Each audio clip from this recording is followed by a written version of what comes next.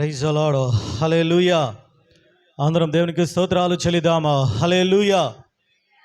దేవుని పరిశుద్ధ నామానికి మహిమ కలుగును గాక. మన ప్రభును రక్షకుడైన యేసుక్రీస్తు నామంలో ఈ ప్రత్యేకమైన పునరుద్ధరణకు వచ్చిన మీ అందరికీ నా యొక్క హృదయపూర్వక వందనాలు. దేవుడు మిమ్మల్ని మీ కుటుంబాలని దీవించును గాక. హల్లెలూయా. దేవుడు మనల్ని మన కుటుంబాలని గడిచిన కాలం అంతా కాపాడి భద్రపరిచి సజీవ లెక్కలో ఉంచి ఈ సంవత్సరం ముగింపులోనికి దేవుడు మనల్ని క్షేమంగా ప్రవేశపెట్టిన విధానాన్ని బట్టి అదే రీతిగా మీ ఎదుట నిలవబడి అత్తెలుపుని నాకు దేవునికి వాక్యం అందించడానికి దేవుడిచ్చిన అవకాశాన్ని బట్టి అందరం ఒకసారి దేవునికి స్తోత్రాలు చెల్లిదామా. హల్లెలూయా, హల్లెలూయా. సమస్తమైన మహిమ ఘనత ప్రభావములు మన యేసుకే చెల్లునుగాక. మన తరపునంటూ ఏది లేదు, కానీ మనం ఈ రోజున నిలబడ్డామన్నా, మనం ఈరోజు తినగలుగుతున్నామన్నా, చూడగలుగుతున్నామన్నా, మనము సంతోషముగా ఉండగలుగుతున్నామన్నా కేవలము దేవుని యొక్క కృప. హల్లెలూయా. అది ఆయన కృప కొరకు కనిపెట్టుకుని వారు యందు దేవుడు ఆనందించే దేవుడు. ఆయన ఎల్లప్పుడూ కూడా మనం దేవుని చేసిన మేలును బట్టి ఉపకారమును బట్టి మనం మర్చిపోయే వారిగా ఉండకూడదు. కృప వెంబడి కృపతో దేవుని సన్నిధానంలో కృతజ్ఞతాస్తుతులు కలిగి మనం జీవించే వారిగా ఉండాలి. Praise the Lord. హల్లెలూయా. ఈ నెలంతా కూడా మనం క్రీస్తు యొక్క పుట్టుక గురించి మన వాక్య భాగాలు మనం వింటా ఉన్నాం. మత్తయి రాసిన సువార్త 2వ అధ్యాయము. మత్తయి రాసిన సువార్త, మైకులు దగ్గర పెట్టుకోండి, 2వ అధ్యాయము 9వ వచనం నుండి 12వ వచనం వరకు కలిగిన లేఖన భాగాలు దయచేసి ఎవరైనా చదివి సహాయం చేయండి. మత్తయి సువార్త 2వ అధ్యాయము 9 నుంచి 12. వారు రాజు మాట విని బయలుదేరి పోవుచుండగా ఇదిగో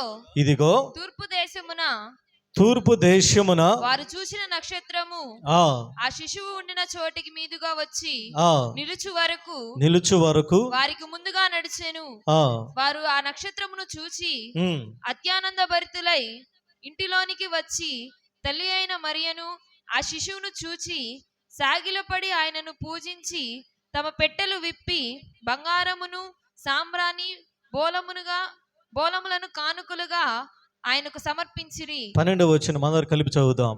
తరువాత హేరోదు నొద్దకు వెళ్ళవద్దని స్వప్నమందు దేవుని చేత బోధించబడిన వారు మరి యొక్క మార్గమున తమ దేశమునకు తిరిగి వెళ్ళిరి. Praise the Lord. హల్లెలూయా. అందరం దేవునికి స్తోత్రాలు చెల్లిదామా. హల్లెలూయా. ఈ చదవబడిన లేఖన భాగాల్లో మనం గమనించినట్లయితే జ్ఞానుల గురించి మనము వింటా ఉన్నాం. జ్ఞానులు తూర్పు దేశం నుంచి దాదాపు కొన్ని వేల కిలోమీటర్లు వాళ్ళు రావటానికి యేసుప్రభు దగ్గరికి 2 సంవత్సరాలు పట్టింది.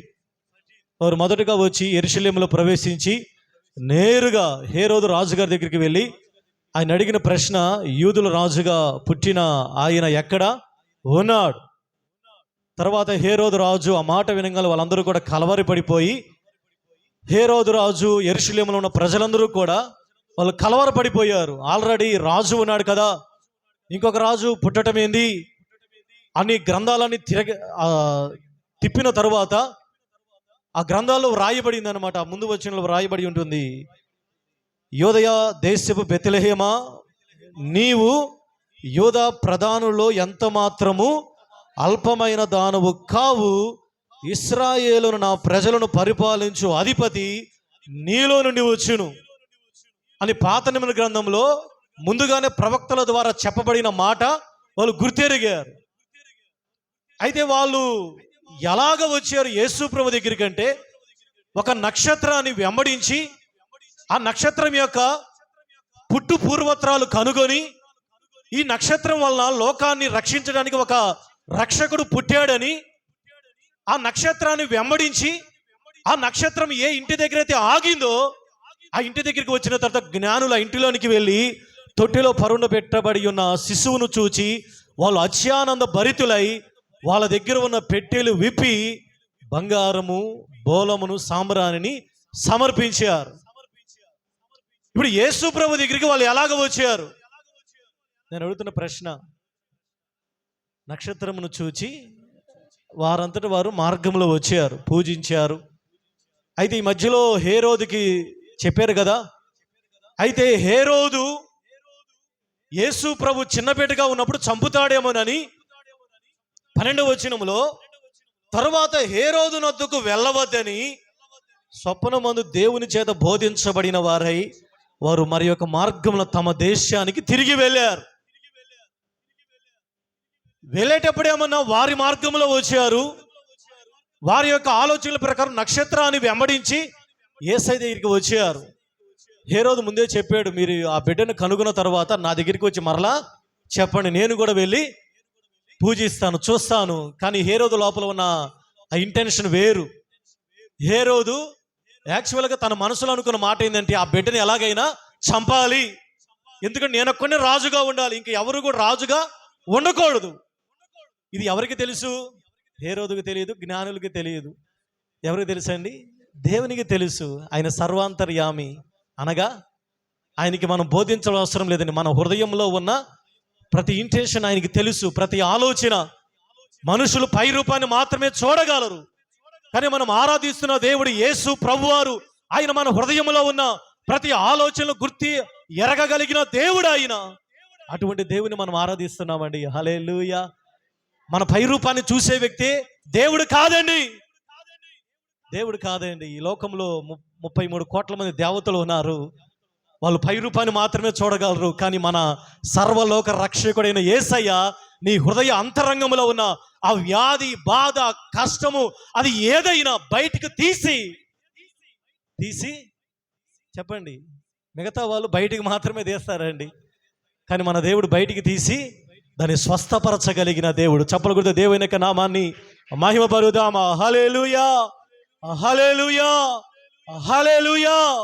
ఈరోజు చాలా మంది ఉన్నారు, సమస్యలు చెప్తున్నారండి, చెప్పట్లేదు అంటలా. చాలా మంది అంటే వేరే వాళ్ళు మనం విమర్శించడానికి చాలా మంది అంటారు, నీకు ఇది దోషం ఉంది, మీ ఇంటిలో ఇది ఉంది, దానికి ఈ యాగం చేయాలి, అది చేయాలి, ఇది చేయాలి, అక్కడికి వెళ్ళాలి, మీకు ఇది తగ్గిద్ది అని అంటారు. కానీ మన దేవుడు అలా చెప్పే దేవుడు కాదండి.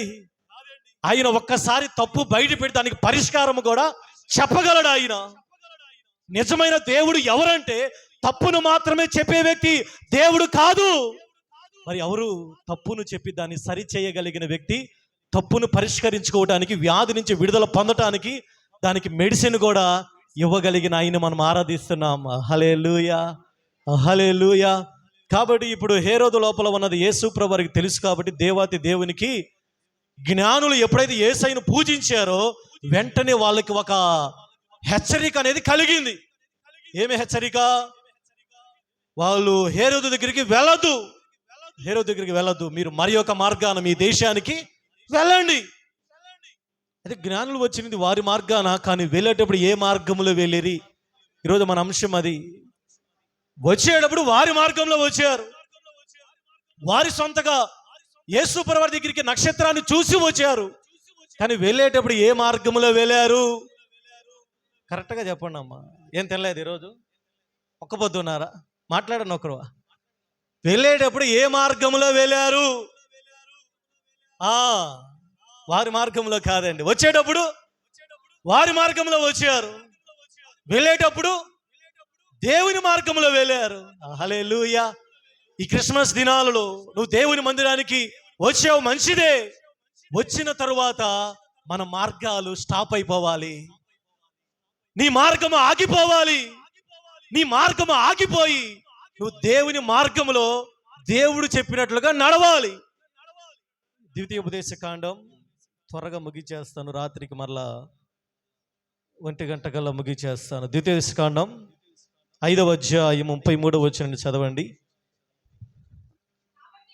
కాబట్టి మీరు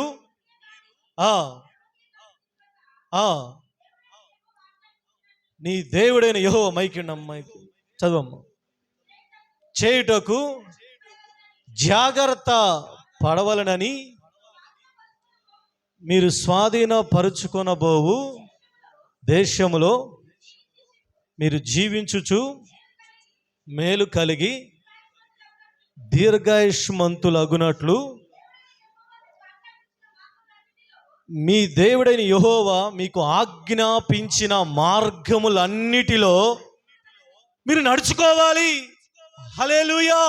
మీరెంత జ్ఞానులైనా, మీరెంత విద్యావంతులైనా, మీరెంత ధనవంతులైనా, మీరెంత పలుకుబడి కలిగిన వ్యక్తులైనా, మీరెంత శక్తి సామర్థ్యాలు కలిగిన వ్యక్తులైనా, మీరెంత బలవంతులైనా, ఒక్కసారి దేవుని మందిరానికి అడుగు పెట్టిన తరువాత ఇక మన జ్ఞానాన్ని బట్టి, మన బలాన్ని బట్టి, మన ధనాన్ని బట్టి, మన యొక్క సొంత శక్తిని బట్టి మనం నడవకూడదు. హల్లెలూయా. ఎవరి మార్గంలో నడవాలి? దేవుడు చూపించిన మార్గం, దేవుడు బోధించే మార్గం. దేవుడు నిన్ను ఏ మార్గంలో నడవాలంటే ఆ మార్గంలో నడిపించబడే వ్యక్తిగా నువ్వు ఉండాలి. జ్ఞానులు చేసిన అదే పని. వాళ్ళు వచ్చేటప్పుడు వాళ్ళ జ్ఞానాన్ని బట్టి యేసయ్య దగ్గరికి వచ్చారండి. కానీ ఎప్పుడైతే వాళ్ళు తిరిగి వెళ్ళేటప్పుడు వాళ్ళ దేశానికి దేవుడు ఏ మార్గాన్ని అయితే చూపించాడో ఆ మార్గంలో పడి వాళ్ళ దేశానికి, తమ స్వదేశానికి వారు వెళ్ళారు అని వ్రాయబడి ఉంది. ఈరోజు నువ్వు దేవుని మందిరానికి వచ్చావు, రక్షణ పొందావు, బాప్తిసం పొందావు, నువ్వు దేవుని మందిరంలో అది ఏదైనా నువ్వు ఉన్నావైతే ఈరోజు నీ మార్గము వచ్చిన మార్గం లాగే ఉందా? నువ్వు దేవుని దగ్గరికి ఎలాగ వచ్చావో అదే మార్గంలో నువ్వు నడుస్తున్నావా? కాదండి. నీ మార్గం ఏం చేయబడాలి? ఏం చేయాలి? మన ట్రాక్ తప్పాలి. ఇప్పుడు దేవుని మార్గంలో మనం నడవాలి. దేవుని మార్గం ఎలాంటిదో 3 విషయాలు. హోషేయ గ్రంథము 14వ అధ్యాయము, హోషేయ గ్రంథం 14వ అధ్యాయం 9వ వచనం చదువు. ముందు అసలు దేవుని మార్గం ఎలాగ ఉంటుందో చదివి మనుషులు ఏ మార్గంలో నడుస్తున్నారో మనం చూసి ముందుకు వెళ్దాము. హోషేయ గ్రంథము 14వ అధ్యాయము 9వ వచనం.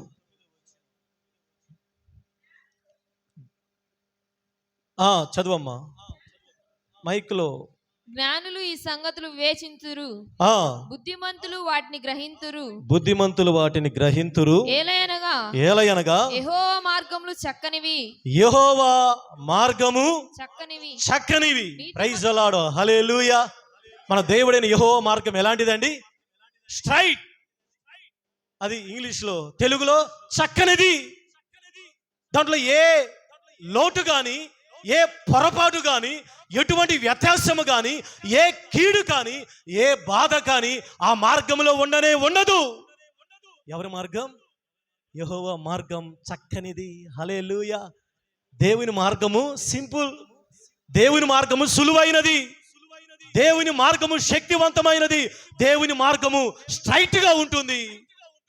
దేవుని మార్గం ఎలా ఉంటుందండి? స్ట్రైట్ గా ఉంటుంది, వంకరగా ఉండదండి. దేవుని మార్గము అక్కడొక ఈ రీతిగా ఉండదు. దేవుని మార్గము చక్కనిది. అలాగే రోమిలికి రాసిన పత్రిక 11వ అధ్యాయం 33వ వచనం చదవండి. రోమిలికి రాసిన పత్రిక 11వ అధ్యాయము 33వ వచనం.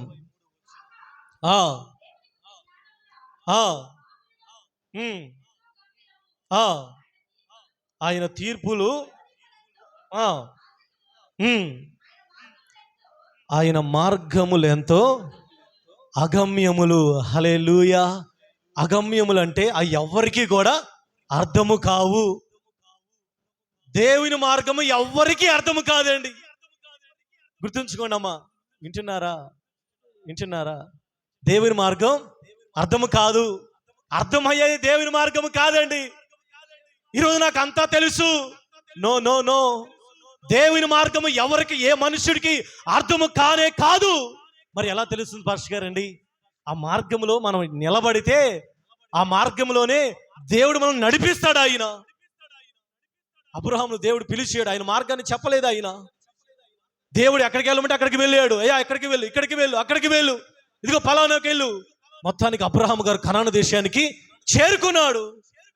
అసలు అబ్రహాము ఎక్కడికి వెళ్తాడో దేవుడు ముందుగా చెప్పలేదండి. చెప్పలా, మార్గాన్ని బోధించలా. అందుకని మోషే అడుగుతూ నిర్గమకాండం 33వ అధ్యాయం 13వ వచనంలో, కాబట్టి నీ కటాక్షము నా ఎడల కలిగిన ఎడల, నీ కటాక్షము నా ఎడల కలుగునట్లుగా దయచేసి నీ మార్గమును నాకు తెలుపుము. అది మోషే గారు ముందుగానే దేవుని దగ్గర అడిగారు. ఏమని? అయ్యా నీ కటాక్షము నాకు కావాలయ్యా, నీ కృప నాకు కావాలి, దయచేసి అయ్యా నీ మార్గము నాకు తెలుపయ్యా. నీ మార్గం ఎలాంటిదో, నీ మార్గము ఎంత శక్తివంతమైనదో నాకు తెలుపయ్యా అని మోషే గారు దేవుని దగ్గర ప్రార్థన చేశాడు. అబ్రహాం గారు చేయలేదని అడగలా. దేవుడు ఎటు చూపిస్తాడు వెళ్ళిపోయాడు. కానీ మోషే గారు ముందుగానే అడిగారు దేవుని దగ్గర, అయ్యా నీ మార్గం నాకు తెలుపయ్యా, నీ మార్గం నేను నడుస్తాను, నీ మార్గం నాకు బోధించు అని దేవుని దగ్గర అడిగిన తర్వాత దేవుడు మోషేకి తన మార్గాన్ని, తన మంచితనం అంతయు కూడా దేవుడు మోషేకి తెలియచేసాడు. ప్రైజ్ అలాడు, హల్లెలూయా. మొదటిగా దేవుని మార్గము చక్కనిది. దేవుని మార్గములు ఎటువంటి అది పొరపాటు మనకి కనపడదండి. రెండవదిగా దేవుని మార్గము అది ఎవరు శోధించలేనిది, ఎవరు అది ఎరగలేనిది, ఎవరు ఊహించలేనిది దేవుని మార్గం. దేవుడు ఒక వ్యక్తిని ఎప్పుడు ఎలాగ హెచ్చిస్తాడో, దేవుడు ఒక కుటుంబాన్ని ఎలాగ తలాగా నిలబెడతాడో, దేవుడు ఒక వ్యక్తిని ఎలాగ ఉన్నతమైన స్థితిలో ఉంచుతాడో అది ఎవ్వరికి అర్థము కాదండి. బానిసగా వెళ్ళిన, ఖైదీగా వెళ్ళిన యోసేపుని దేవుడు తీసుకుని ఎక్కడ కూర్చొని పెట్టాడు? సింహాసనం మీద. ఎవరికైనా అర్థమైందా? తన అన్నదమ్ములకి అర్థము కాలేదు, తన తల్లిదండ్రులకి అర్థము కాలేదు, తన బంధువులకి అర్థము కాలేదు, తన రక్త సంబంధులకి అర్థము కాలేదు.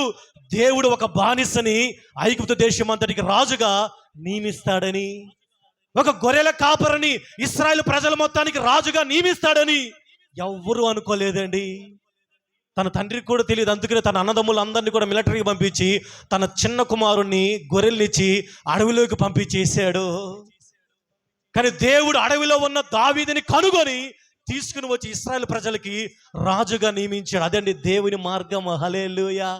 దేవుడు ఒక వ్యక్తిని ఎప్పుడు హెచ్చిస్తాడో, ఎప్పుడు దీవిస్తాడో, ఒక వ్యక్తిని సడన్గా ఎలాగ ఆశీర్వదిస్తాడో ఆయన మార్గం ఎవ్వరికి కూడా తెలియదు. హల్లెలూయా. మూడవదిగా యెహెజ్కేలు గ్రంథము 18వ అధ్యాయము 25వ వచనాన్ని చదవండి. యెహెజ్కేలు గ్రంథం 18వ అధ్యాయము 25వ వచనం.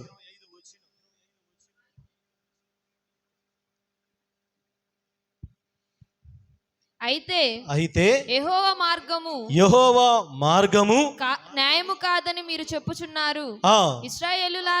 ఇశ్రాయేలీయులారా నా మాట ఆలకించండి. నా మార్గం న్యాయమే, నా మార్గము న్యాయమే. మీ మార్గమే. చాలండి. దేవుడు అంటున్నాడు యెహెజ్కేలుతో, ఇశ్రాయేలు ప్రజలు అనుకుంటున్నారు, అయ్యా మీ మార్గము ఇలాగుంటుంది అలాగుంటుంది అనుకుంటున్నారు, కానీ నా మార్గం ఎలాంటి తెలుసా? న్యాయమైనది. నా మార్గము యథార్థమైనది. నా మార్గంలో అన్యాయము కనపడదు. దేవుని మార్గంలో నడిచిన వ్యక్తులు న్యాయమే కనపడుతుందండి. హల్లెలూయా. అంటే దేవుని మార్గం ఎలాంటిది? అన్యాయము చేసే మార్గము కాదండి. దేవుని దగ్గరికి ఒక వ్యక్తి వచ్చిన తర్వాత దేవుడు వాళ్ళకి అన్యాయము చేయడండి. చేస్తాడా? అది యోబు అంటున్నాడు, సర్వశక్తుడు అన్యాయము చేయుట అసంభవం. ఈరోజు చాలా మంది ఏదైనా జరగాల ముందు దేవుని మీద నడతారు. అమ్మ దేవునికి జాలి లేదు, దేవునికి కళ్ళు లేవు, దేవునికి మనసు లేదు అని అంటూ ఉంటారండి. నో, దేవుని మనం ఎప్పుడు అలాగా ప్రశ్నించకూడదండి. దేవుని మార్గం న్యాయమైనది. దేవుడు సర్వశక్తుడు అన్యాయము చేయుడైన హృదయపూర్వకముగా ఆయన నరులకు బాధనైనను విచారమునైనను కలుగు చేసే దేవుడు కాదా ఆయన? దేవుని మార్గంలో ఈ మూడు ఉంటాయండి. ఒకటి చక్కగా ఉంటుంది, రెండవదిగా ఆ మార్గం ఎవరు కూడా శోధించలేరు, ఎవరికి అర్థము కాదు దేవుని మార్గం. మూడవది దేవుని మార్గం న్యాయమైనది. హల్లెలూయా. దేవుని మార్గము సత్యమైనది. దేవుడు అందరి ఎడల న్యాయము జరిగించే దేవుడు ఆయన. నీ ఎడల న్యాయము జరిగించే దేవుడు ఆయన. నీ బిడ్డల ఎడల న్యాయము జరిగించే దేవుడు ఆయన. నీ కుటుంబం ఎడల, నీ భర్త ఎడల న్యాయము జరిగించే దేవుడు కానీ అన్యాయము చేసే దేవుడు కాదండి. మరి అన్యాయం మాకు ఎలా సంభవిస్తుంది పాస్టర్ గారండి? ఏ దిక్కు నుంచి వస్తుంది? దేవుని దిక్కు నుంచి కాదమ్మా. నీకు జరుగుతున్న అన్యాయం, నీకు జరుగుతున్న అది ఏదైనా అది దేవుని దగ్గర నుంచి వస్తుంది కాదు. దేవుని మార్గంలో నడిచే వ్యక్తుల జీవితాల్లో న్యాయమే జరుగుతుంది, కానీ అన్యాయము జరుగుట అసంభవం. హల్లెలూయా. దేవుని మార్గం ఎలాంటిదండి? న్యాయమైనది. కాబట్టి ఈ మూడు కలిసి ఎప్పుడు కూడా దేవుని మార్గంలో ఉంటాయి. ఇప్పుడు జ్ఞానులకు దేవుడు చెప్పిన మార్గంలోనే వారు తమ స్వదేశానికి, తమ ఇంటికి వెళ్ళారు. ఈరోజు మీరు మందిరానికి వచ్చిన తర్వాత, దేవుని మందిరానికి వచ్చిన తర్వాత, రక్షణ పొందిన తర్వాత, యేసయ్యను పూజించిన తరువాత ఇప్పుడు మీరు ఈ మార్గంలోనే మీరు నడవాలి. మీరు వెళ్ళే మార్గంలో ఇవి ఉంటాయి. మీరు వెళ్ళే మార్గంలో చక్కగా ఉంటుంది. మీరు వెళ్ళే మార్గంలో న్యాయము కనపడతా ఉంటుంది. మీరు వెళ్ళే మార్గంలో దేవుడు మిమ్మల్ని మీ జీవితాల్లో ఈ అద్భుత కార్యాలు చేస్తాడు, ఎవరికి తెలియదండి. హల్లెలూయా. కాబట్టి ఈరోజు మన మార్గం, ఏ మార్గం నడుస్తున్నాం?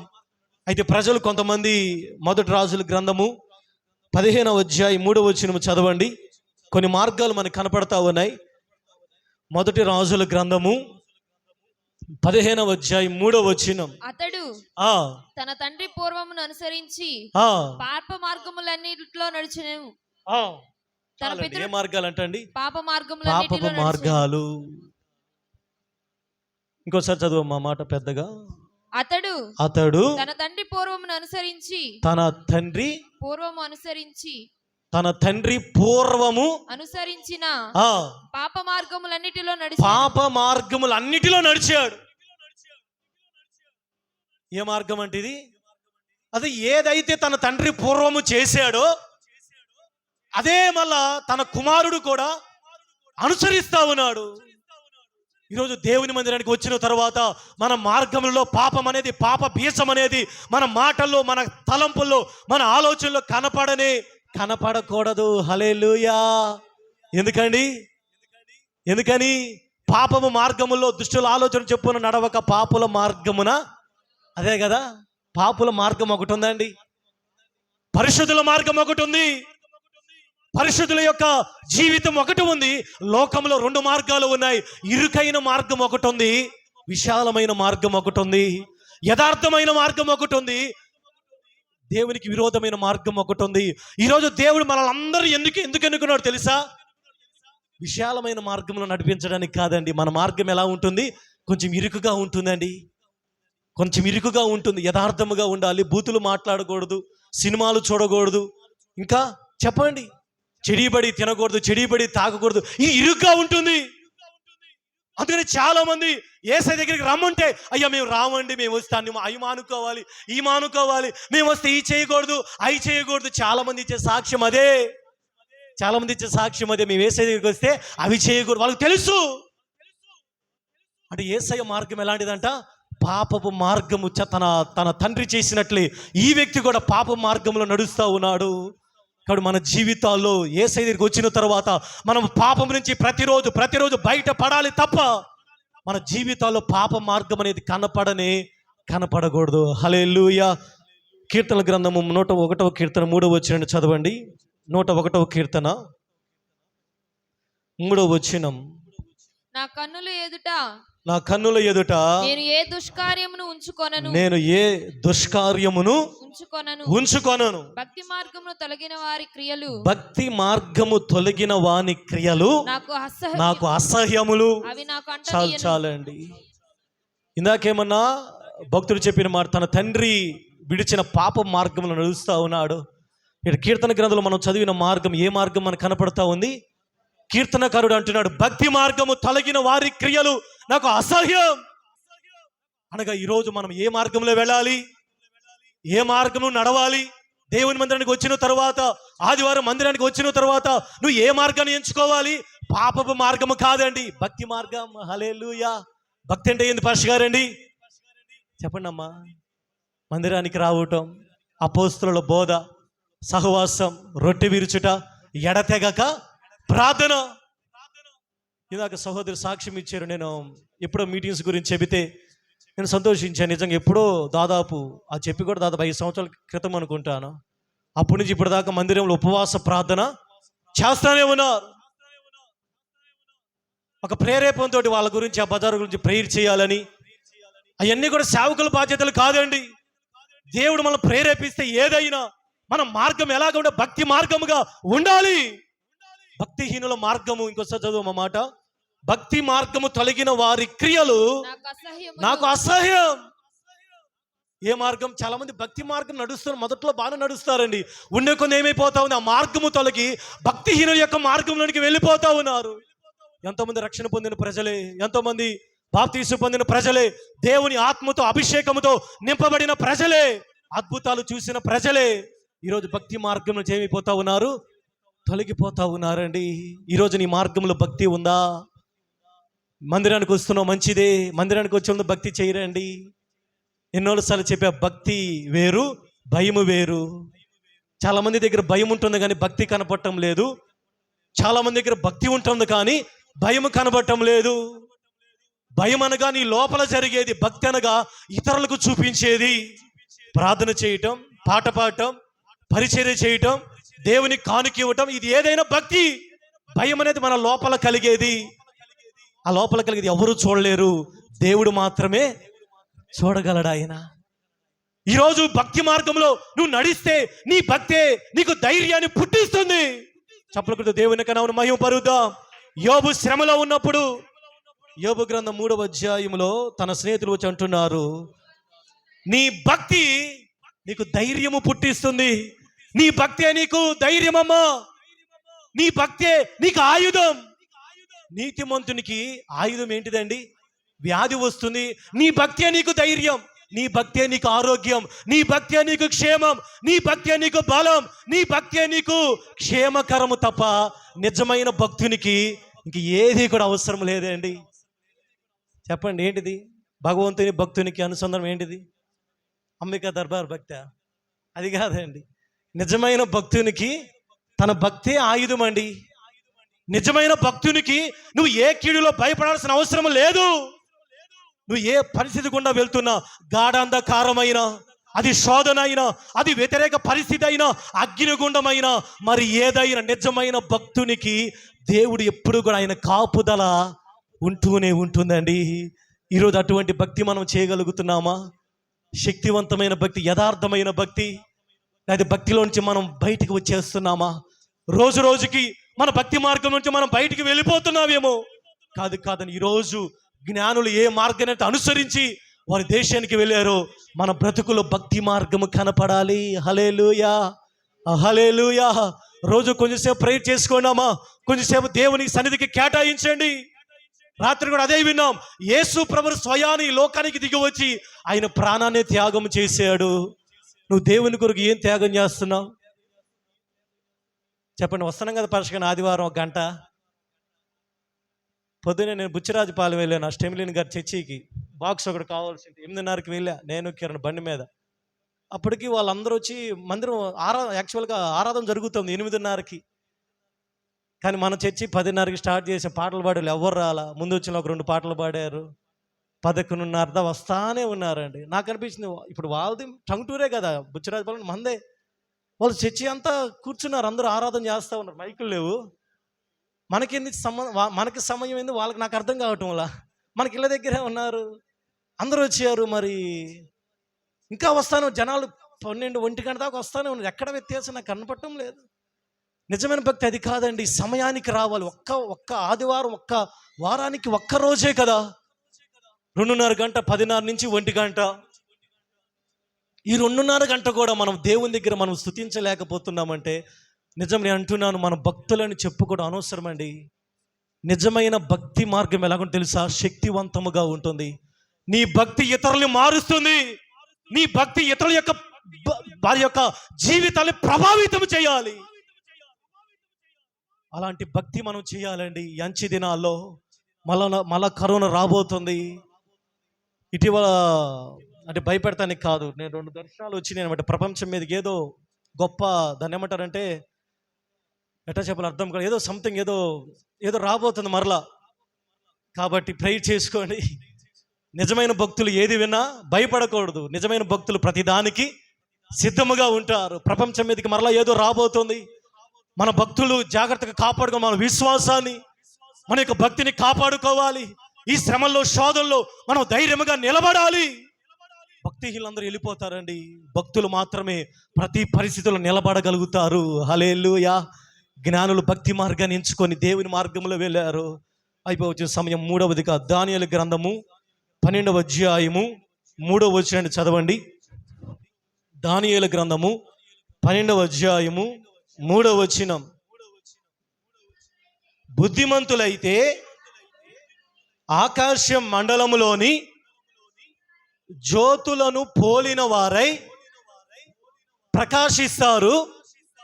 అదే అండి, నీతి మార్గం అనుసరించి నడుచుకున్నట్లు ఎవరు అనేకులను త్రిప్పుతారో వారు ఆకాశ నక్షత్రము వలె నిరంతరము ప్రకాశిస్తారు. హల్లెలూయా.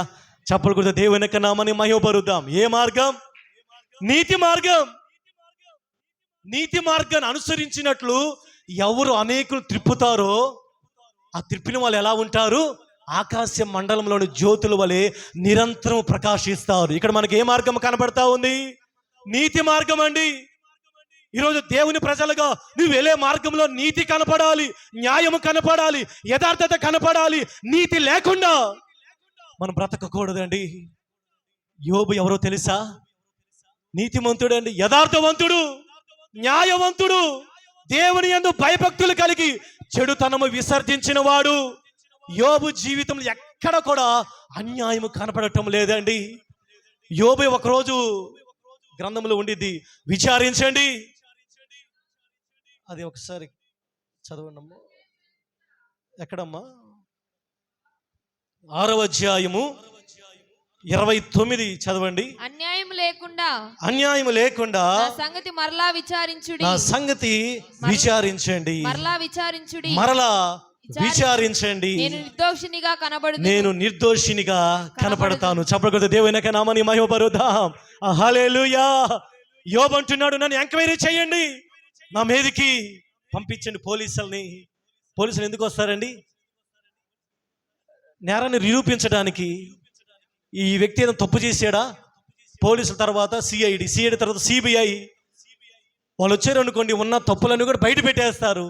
యోబు ఇప్పుడు అదే అంటున్నాడు, విచారించండి, మరలా విచారించండి, అడగండి, నా కుటుంబస్తులను అడగండి, నా బజారు ప్రజలను అడగండి, నా సంఘస్థులను అడగండి.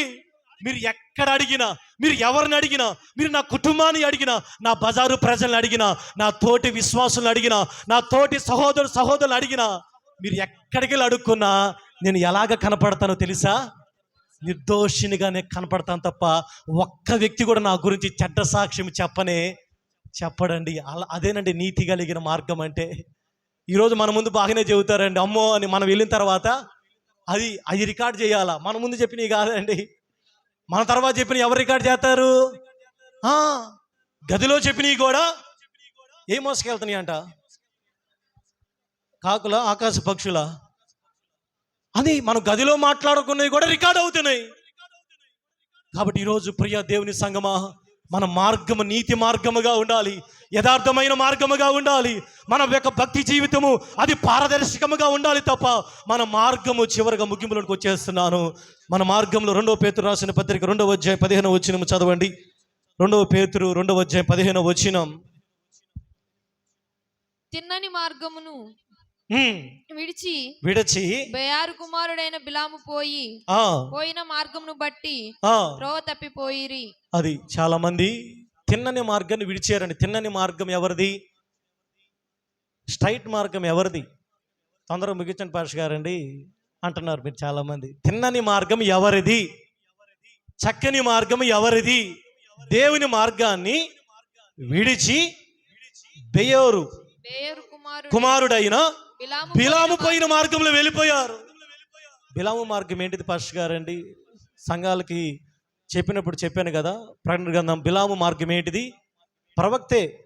ఇశ్రాయేల్ ప్రజలు నడిపించాడు. గొప్ప యేసు ప్రభువు ముందుగానే పుడతాడని, నక్షత్రము యాకోబులో ఉదయిస్తుందని ఈ సంఖ్యాకాండంలో మొట్టమొదట బిలాము ప్రవచించింది. నక్షత్రం యాకోబులో ఉదయిస్తుంది, పాట కూడా ఉంది కదా.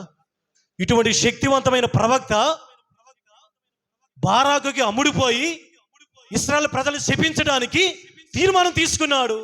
కానీ ఆ శాపాలని దేవుడు ఆశీర్వాదకరంగా మార్చాడు. అయితే బారాకుకి ఒక ఉపాయం చెప్పాడు. అయ్యా, దేవుని ప్రజలు మనం ఏం చేయలేము, దేవుని ప్రజలు మనం శపించలేము, దేవుని ప్రజలు ముడితే దేవుని కనుగుడ్డును ముట్టినట్లు, కాబట్టి దేవుని ప్రజలు మనం ఏమీ చేయజాలమయ్యా. దేవుని ప్రజల చుట్టూ అగ్ని ప్రాకారం ఉంటుంది. నేను శపిత్తంటే దేవుడేమన్నా వాటిని దీవెనగా మారుతున్నాడయ్యా, కాబట్టి నీకు దండమయ్యా, నీ డబ్బులు నువ్వు తీసుకయ్యా అని చెప్పిన బిలాముకి మళ్ళా గుర్తుకొచ్చింది, ఖర్చులు కావాలి కదా అని. మళ్ళా ఒకరోజు బారాకుని పిలిపించి, ఇది బైబిల్ గ్రంథం లేదు కానీ నువ్వేం చేస్తావు అంటే, దేవుని ప్రజల జోలికి ఎవడు వెళ్ళలేడు కానీ దేవుని ప్రజలు పాపము చేసేటట్లు చెయ్యి. దేవుని ప్రజలు పాపము చేసి ఆ మోయాబు స్త్రీలను తెచ్చి పాపానికి ప్రేరేపించి వారి చేత ఆ యొక్క పాపము చేపించేటట్లుగా నువ్వు పురికొల్పు, ఆటోమేటిక్గా పాపము చేస్తే దేవుని కోపము పాపుల మీదకి వచ్చేది. కాబట్టి ఆ ఉపాయం చెప్పాడండి బిలాము బాలాకి. వెంటనే బాలాకి ఏం చేశాడు? ఫ్యాషన్ షో ఒకటి పెట్టాడు. ఒక మాటలో చెప్పాలంటే, అంటే మీకు అర్థమయ్యే భాషలో, ఆ ఫ్యాషన్ షో అనగా సంఖ్యాకాండంలో ఉండేది. మోయాబు స్త్రీలు మొత్తాన్ని కూడా అందంగా సిద్ధపరిచి ఇశ్రాయేల్ దగ్గరికి తెచ్చినప్పుడు వాళ్ళతో పాపము చేస్తూ ఉంటే దేవుని కోపము ఇశ్రాయేల్ మీదకి వచ్చేసింది. సంఖ్యాకాండం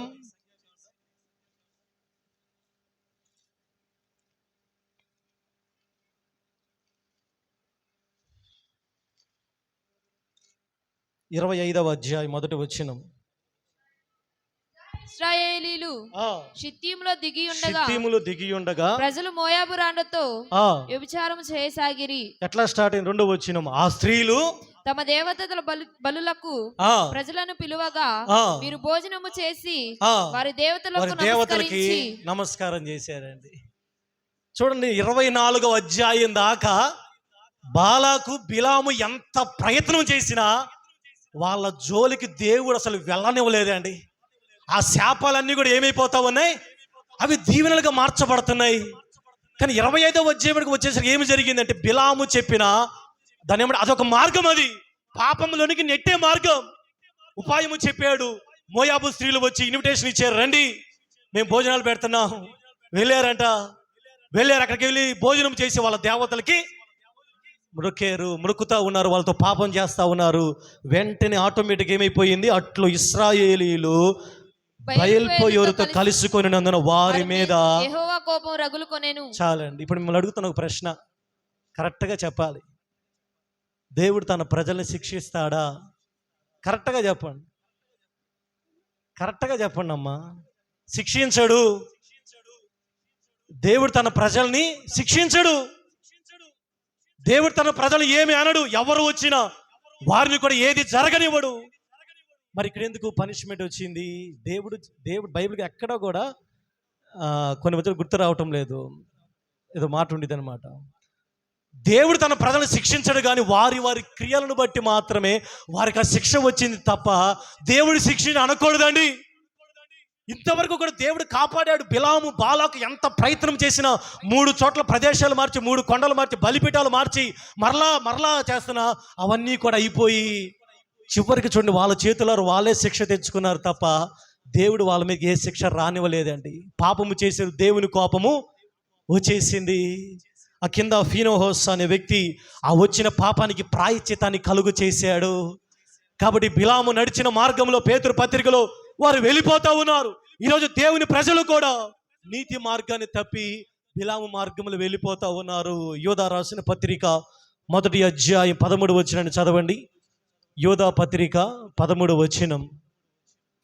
తమ అవమానమును నురుగా వెళ్ళా కక్కువారై సముద్రము యొక్క ప్రచండమైన అలలుగాను మార్గము తప్పి తిరుగు చుక్కలుగాను ఉన్నారు. అదండి, ఈరోజు చాలా మంది క్రైస్తవులు ఎలా తిరుగుతా ఉన్నారు?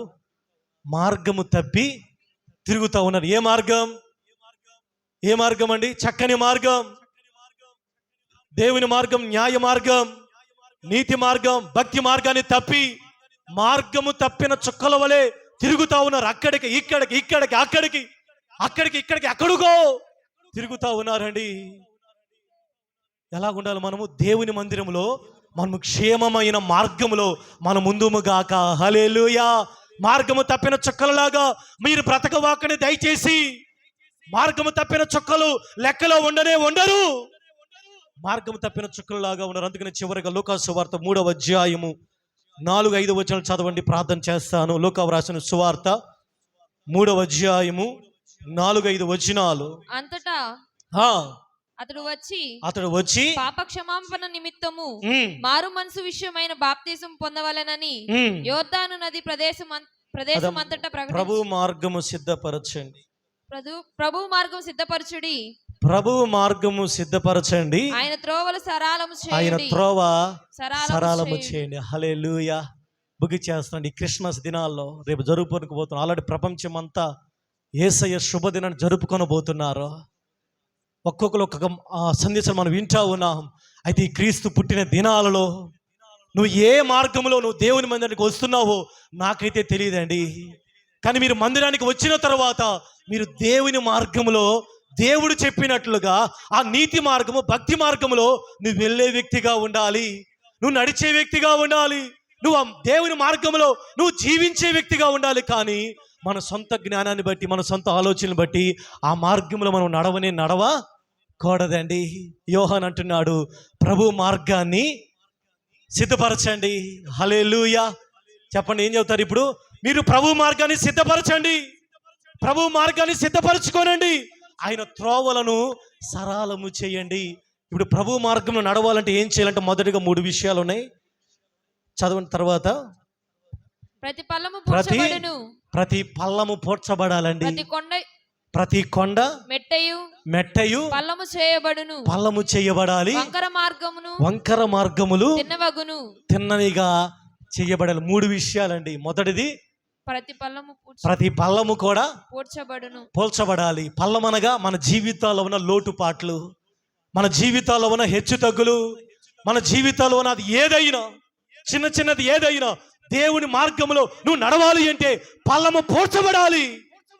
అంటే దేవుడు మనం చూసినప్పుడు ఏ పల్లమో, ఏ లోతు మనలో కనపడకూడదండి. ఎలా కనపడాలి? ఇందాక యోబు అంటున్నాడు, నేను నిర్దోషినిగానే నేను కనపడతాను. తన సంఘాన్ని నిష్కలంకముగా, తన సంఘం నిర్దోషమైనదిగా, ముడత లేనిదిగా ఆయన ఉండటానికి ఉదక స్నానముతో, ఆయన ప్రతిరోజు తన వాక్యముతో ఆయన రీఫ్రెష్ చేస్తున్నాడండి. పల్లము కనపడుతుందా? మందిరానికి వచ్చిన తర్వాత మనలో ఉన్న అన్నీ కూడా కోపం, ద్వేషం, పగ, మాలిన్యము, మస్టు ఇంకా కనపడుతున్నాయా? పోడ్చబడాలి. చెప్పండి, ఏందమ్మా చాలా సీరియస్గా చదువుతున్నారు? చెప్పండి, పోడ్చబడాలి. పల్లాలన్నీ పోడ్చబడాలి. దేవుని దృష్టిలో మనము శక్తివంతమైన భక్తులుగా మార్చబడాలి. రెండవదిగా కొండలు ఏం చేయాలంటే మెట్టలు పల్లము చేయబడాలి. కొండలు అనగా దేవునికి ఆయాస, అది ఏదైనా గర్వం కానీ మరి ఏదైనా, కొండ అనగా మన జీవితంలో ఎత్తైనది ఏది కనపడకూడదండి. దేవుడు మనం చూసినప్పుడు మనమే ఎంత హెచ్చించినా, దేవుడిని ఎంతగా దీవించిన, ఎంతగా ఆశీర్వదించిన, దేవుడి నీకు ఎంత ఉద్యోగం ఇచ్చినా, దేవుడి నీ కుటుంబాన్ని ఎంతగా బలపరిచినా మనం మనమే కనపడాలండి. హల్లెలూయా. ఏ కొండ ఏది కనపడకూడదని, ఏ గర్వం కనపడకూడదమ్మా. మనం మాత్రమే. దావీదు అంటున్నాడు, దేవా ఇంతగా నన్ను హెచ్చించుటకు నేను ఏ పార్టీ వాడనయ్యా. అదేనండి కొండ సమము చేయబట్టమంటే అదే. గర్వించిన వాళ్ళు ఉన్నారు. దానియేలు గ్రంథంలో, మళ్ళా వెనక్కి వెళ్తే మళ్ళీ సమయం అయిపోయింది. దానియేలు గ్రంథంలో బెల్షస్సరు ఆ దేవుని మందిర ఉపకరణంలో ఉన్న అవన్నీ కూడా తీసుకుని త్రాగుతా అక్కడ అంటున్న ఒక మాట చదవండి, అది ఇంపార్టెంట్. దానియేలు గ్రంథంలో 2వ అధ్యాయంలో క్షమించండి 5 నీ మార్గములు మాట చదవండి. అక్కడ ఒక మాట, అదే చివరి చదువమ్మా. నీ మార్గములు ఎవరి వశమున ఉన్నవో. రిఫరెన్స్ చెప్పమ్మా. 5:22 చదవండి. నీ మార్గము, నీ ప్రాణమును, నీ సకల మార్గములను ఏ దేవుని వశమున ఉన్నవో. అదండి, హల్లెలూయా. ఈరోజు నువ్వు ఏ పరిస్థితులు మందిరానికి వచ్చావో ప్రియ దేవుని సంగమం వినండి. మీ మార్గాలు ఎవరి వశంలో తెలుసా? దేవుని వశములో ఉన్నాయండి. నా మార్గము దేవుని వశములో ఉన్నాయి, మన ప్రాణము దేవుని వశములో ఉన్నాయి. నీ మార్గములో ఏది జరగాలో సమస్తము కూడా ఆయన వశములో ఉన్నాయండి. ఆయన వశములో ఉన్నాయి, మన వశములో ఉన్నాయా? దేవుని వశములో ఉన్నాయండి. హల్లెలూయా. ఇప్పుడు ఆ వ్యక్తి గర్వించి దేవుని మందిరం ఉపకరణంలో డ్రింక్ చేస్తా ఉన్నాడు. దేవుని కోపం వచ్చింది.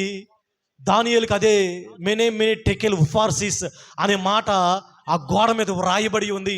నెబుకద్నెజరు గర్వించాడు. అందుకే రెండవదిగా మన జీవితంలో ఉన్న కొండలన్నీ కూడా సమము చేయబడాలి. అనగా ఏది కనపడకూడదండి. మన జీవితంలో నాశనానికి ముందు గర్వం ఉంటుంది, ఏది ఉండకూడదు. ఏ గర్వము కూడా దేవుని దగ్గర మనం తగ్గాలి. తను తగ్గించుకుని వాడు దేవుని సన్నిధానంలో హెచ్చించబడును. మూడవదిగా వంకర మార్గములు తిన్ననివ్వాలి. హల్లెలూయా. వంకర మార్గాలంటే చెప్పండమ్మా. వంకర మార్గాలంటే మన మార్గం ఎలా ఉండాలి? మన యొక్క ఆలోచన ఎలా ఉండాలి? వంకరగా ఉండకూడదని. వంకరగా ఎవరు ఆలోచిస్తారు చెప్పండి? ఈ లోకంలో ఉన్న ప్రజలు వక్రజనం అనే ఉండేది కదా, యాకోబు పత్రికలు అనుకుంటాను. లోకంలో ఉన్న ప్రజలు వక్రగా ఉంటారు, వంకరగా ఉంటారు, మూర్ఖముగా ఉంటారు. వాళ్ళ ఆలోచనలు వంకరగా ఉంటాయి.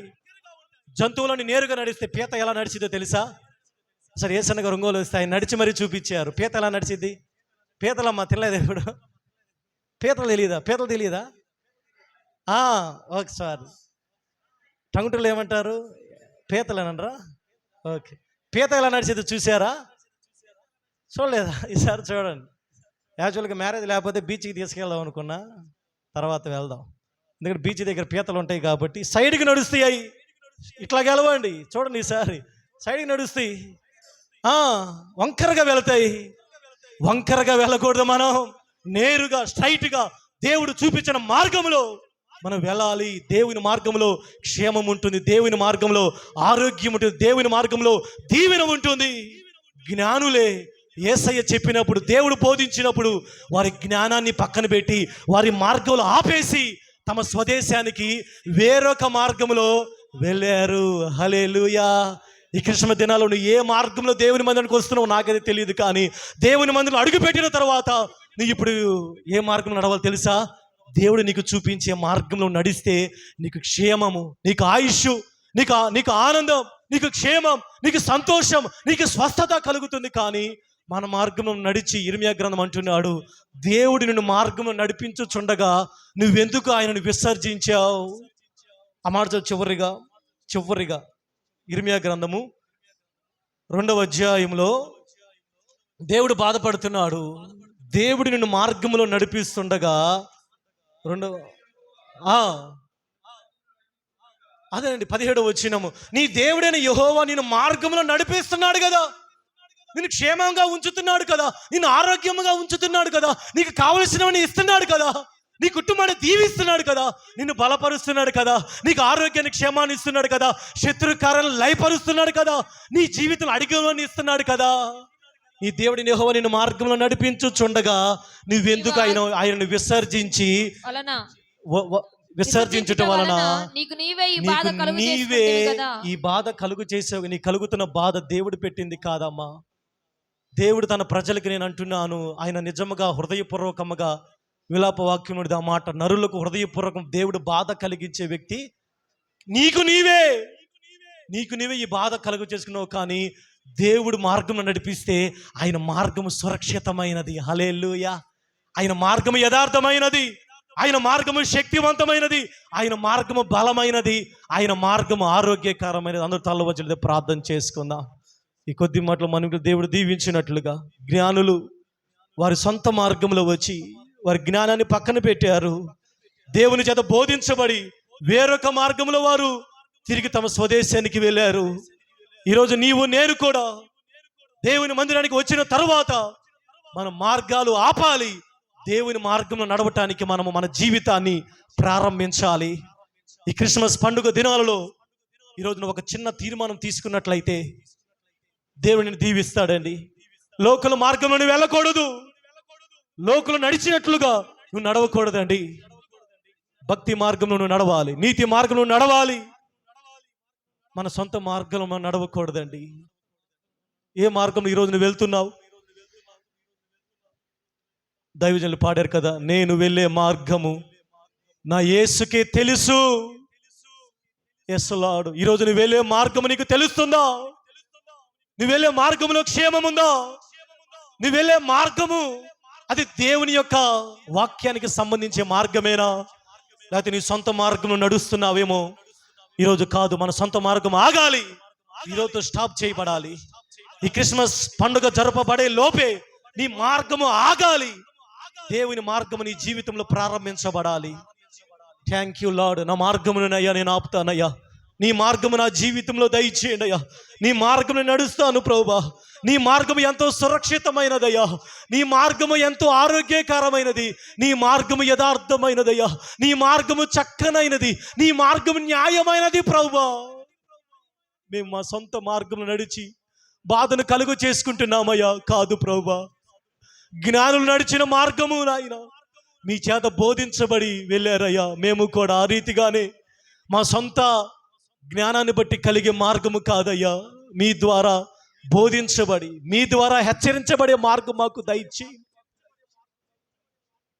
Thank you lord, thank you Jesus.